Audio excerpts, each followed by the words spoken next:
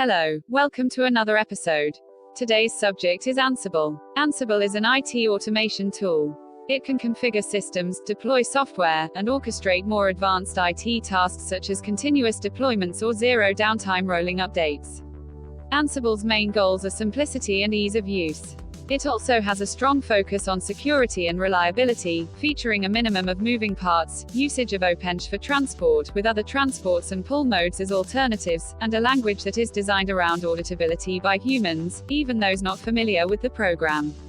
Ansible's belief simplicity is relevant to all sizes of environments, so Ansible's designed for busy users of all types, developers, sysadmins, release engineers, IT managers, and everyone in between. Ansible is appropriate for managing all environments, from small setups with a handful of instances to enterprise environments with many thousands of instances.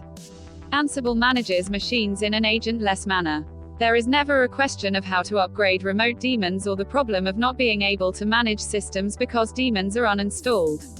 Because OpenShift is one of the most peer-reviewed open-source components, security exposure is greatly reduced. Ansible is decentralized. It relies on your existing OS credentials to control access to remote machines. If needed, Ansible can easily connect with Kerberos, LDAP, and other centralized authentication management systems. History of Ansible. According to Wikipedia, the term Ansible was coined by Ursula K. Le Guin in her 1966 novel Rocannon's World, and refers to fictional instantaneous communication systems. The Ansible tool was developed by Michael D. Hahn, the author of the provisioning server application Cobbler. And co-author of the Fedora Unified Network Controller framework for remote administration. Ansible, Inc. was the company set up to commercially support and sponsor Ansible. Red Hat acquired Ansible in October 2015.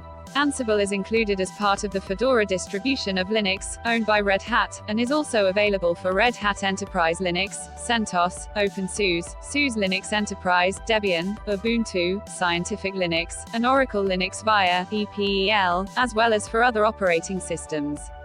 Hope this short video helped you create an idea about Ansible. Do like, share and subscribe my channel for everyday new technical video. Thank you.